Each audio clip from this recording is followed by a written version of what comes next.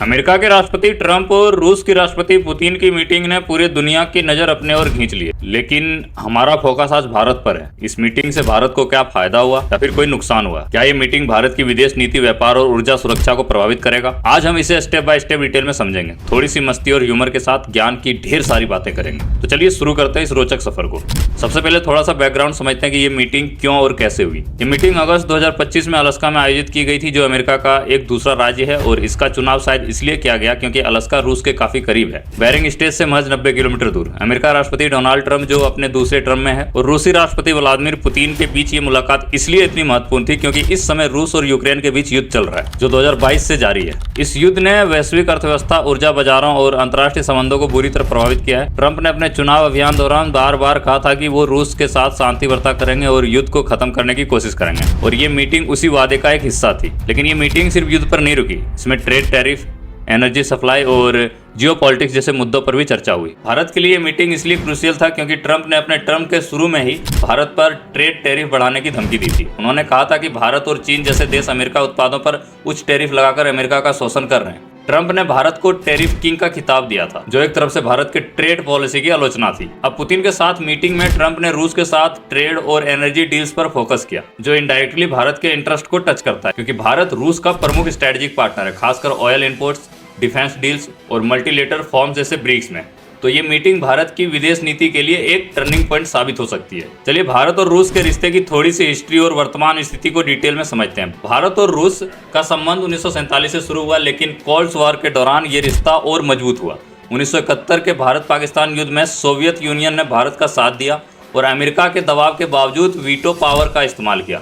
आज रूस भारत का सबसे बड़ा डिफेंस सप्लायर है।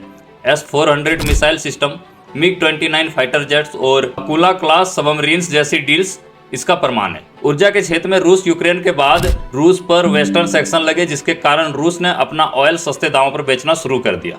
भारत ने इस मौके का फायदा उठाया और 2022 से रूस से क्रूड ऑयल का आयात बढ़ाया। आज भारत रूस से लगभग 40% ऑयल इंपोर्ट करता है। जो भारत सिर्फ 2% करता था, वो अब 40% करता है। ये सस्ता ऑयल भारत की इकोनॉमी के लिए वरदान साबित हुआ है, क्योंकि इससे हमारा आयात बिल कम हुए और महंगाई पर कंट्रोल रहा। लेकिन ट्रंप ने इस पर आपत्ति जताई। उन्होंने कहा कि भारत रसिया से ऑयल खरीदकर रूस की युद्ध अर्थव्यवस्था को सपोर्ट कर रहा है और इसलिए अमेरिका भारत पर अतिरिक्त टैरिफ लगा रहा है। तो सवाल ये उठता है कि अलास्का मीटिंग में इस टॉपिक पर क्या चर्चा हुई और इसका भारत पर क्या सीधा या अप्रत्यक्ष असर पड़ा। अब आते हैं मीटिंग की असली डिटेल्स पर। अलास्का मीटिंग लगभग 4 घंटे चली और इसमें कई टॉपिक्स पर बात हुई। पहला प्रमुख मुद्दा यह था कि यूक्रेन युद्ध। ट्रंप ने पुतिन से सीज फायर और शांति समझौता की मांग की, लेकिन पुतिन अपने स्टैंड पर अड़े रहे और बोला कि यूक्रेन को रूस की शर्त माननी होगी। मीटिंग में कोई कंक्रीट एग्रीमेंट नहीं हुआ, जो भारत के लिए एक राहत की बात है, क्योंकि युद्ध जारी रहने से रशियन ऑयल की सप्लाई बनी रहेगी। वहीं दूसरा न्यूक्लियर डिसआर्ममेंट पर चर्चा हुई, जहां ट्रंप ने रूस से न्यूक्लियर हथियार की संख्या कम करने की बात की, लेकिन यह भी अनसुलझा रहा। तीसरा और सबसे महत्वपूर्ण एनर्जी मार्केट्स और ग्लोबल ट्रेड्स पर फोकस हुआ। ट्रंप ने पुतिन से कहा कि रूस अपने ऑयल एक्सपोर्ट को कंट्रोल करे, क्योंकि सस्ते रशियन ऑयल से ग्लोबल प्राइसेस नीचे आ रहे हैं, जो अमेरिका की सेल ऑयल इंडस्ट्री को नुकसान पहुंचा रही है। पुतिन ने इस पर सहमति नहीं जताई, लेकिन दोनों ने भविष्य में एनर्जी कोऑपरेशन की संभावनाओं पर बात की। भारत का एंगल यह है कि अगर रूस एक्सपोर्ट कम करता है तो भारत के लिए ऑयल प्राइसेस 20 से 30% तक बढ़ सकते हैं, जो हमारी इकोनॉमी को झटका देती है, जिससे महंगाई बढ़ती है, ट्रांसपोर्ट कॉस्ट ऊपर जाती है और जीडीपी ग्रोथ प्रभावित होता है। सौभाग्य से मीटिंग में कोई ऐसा डील नहीं हुआ जिसकी वजह से कि भारत और रसिया का ऑयल एक्सपोर्ट बंद नहीं हुआ। तो क्या भारत को इस मीटिंग से फायदा हुआ या नुकसान हुआ? चलिए इस पॉइंट्स में ब्रेक डाउन करके समझते हैं। सबसे पहला, मीटिंग में कोई पीस डील या सीज फायर नहीं हुआ, जिसका मतलब है कि रूस यूक्रेन युद्ध जारी रहेगा। इससे रशियन ऑयल पर सैंक्शन बने रहेंगे और भारत को सस्ता ऑयल मिलता रहेगा। 2024 में भारत ने रूस से 2 मिलियन बैरल प्रतिदिन ऑयल इंपोर्ट किया, जो हमारी एनर्जी सिक्योरिटी के लिए महत्वपूर्ण है। ट्रंप और पुतिन ने कोई बड़ा एनर्जी या ट्रेड डील साइन नहीं किया, जो भारत के लिए राहत है। अगर अमेरिका रूस के बीच डील होती तो रूस अपना ऑयल अमेरिका को डाइवर्ट कर सकता था, जिससे भारत की सप्लाई प्रभावित होती। मीटिंग ने भारत की कूटनीतिकता को मजबूत किया, क्योंकि भारत ने दोनों पक्षों के साथ संतुलन बनाए रखा। मीटिंग के बाद ट्रंप ने एक स्टेटमेंट में कहा कि वो भारत और चीन जैसे देशों पर ट्रेड टैरिफ बढ़ा सकते हैं, क्योंकि ये देश रशियन ऑयल खरीदकर रूस को सपोर्ट कर रहे हैं। अगर ये टैरिफ लगे तो भारत के एक्सपोर्ट जैसे टेक्सटाइल, फार्म और IT सर्विसेज को नुकसान हो सकती है। भारत का अमेरिका के साथ ट्रेड सप्लाई 2024 से $30 बिलियन डॉलर था, जो खतरे में पड़ सकता है। मीटिंग ने वैश्विक एनर्जी मार्केट्स में अस्थिरता बढ़ाई, जो भारत की ऑयल इंपोर्ट्स पर असर डाल सकती है। अगर रूस ऑयल एक्सपोर्ट कट करती है तो भारत को सऊदी अरब या यूएई से महंगा ऑयल खरीदना पड़ेगा। इसकी वजह से ट्रम्प का डिप्लोमेटिक प्रेशर बढ़ा। अमेरिका फर्स्ट अप्रोच भारत को रूस से दूर बनाने के लिए मजबूत कर सकता है। कुल मिलाकर शॉर्ट टर्म में भारत को फायदा हुआ, लेकिन लॉन्ग टर्म में टैरिफ की धमकी एक बड़ी चुनौती है।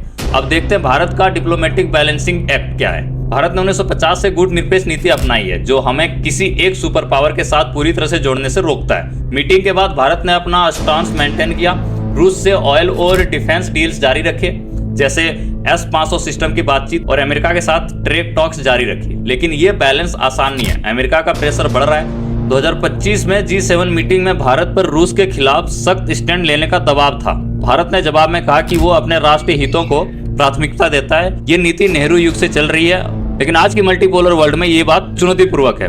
इसमें प्रधानमंत्री नरेंद्र मोदी और विदेश मंत्री एस जयशंकर की भूमिका बहुत महत्वपूर्ण है। मोदी सरकार ने रूस के साथ संबंधों को मजबूत किया। 2024 में मोदी की रूस यात्रा में $10 बिलियन की डील साइन हुई। ये मीटिंग के कॉन्टेक्स्ट में फायदेमंद रहा, क्योंकि भारत रूस को अपना पार्टनर्स बनाए रख सका। लेकिन ट्रम्प के साथ टेंशन ये है कि ट्रम्प का अमेरिका फर्स्ट अप्रोच भारत की ट्रेड पॉलिसी की आलोचना कर रहा है। जयशंकर ने इस सिचुएशन को हैंडल किया, लेकिन उसके स्टेटमेंट जैसे वेस्टर्न कंट्रीज को हिपोक्रेसी कहना कभी कभी टेंशन में डाल देती। फिर भी भारत का मूल मंत्र सबका साथ सबका विकास है, जो हमें सभी से संतुलित संबंध रखने की ताकत देती है। अब वैश्विक पिक्चर देखते हैं। ये मीटिंग दिखाती है कि जियोपॉलिटिक्स कितनी कॉम्प्लिकेटेड है। अमेरिका और रूस दुश्मन है, लेकिन इकोनॉमिक इंटरेस्ट के लिए बात कर रहे हैं। भारत के लिए ये मौका है, हम रूस से सस्ता ऑयल और डिफेंस टेक्नोलॉजी ले सकते हैं। लेकिन चुनौती ये है कि अमेरिका के टैरिफ भारत के $500 बिलियन एक एक्सपोर्ट को हिट कर सकता है। इसमें चीन का भी फैक्टर है। चीन रूस का सबसे बड़ा ऑयल बायर है, और अगर अमेरिका भारत चीन पर सेक्शन लगाता है तो ग्लोबल सप्लाई चेन्स प्रभावित होती है।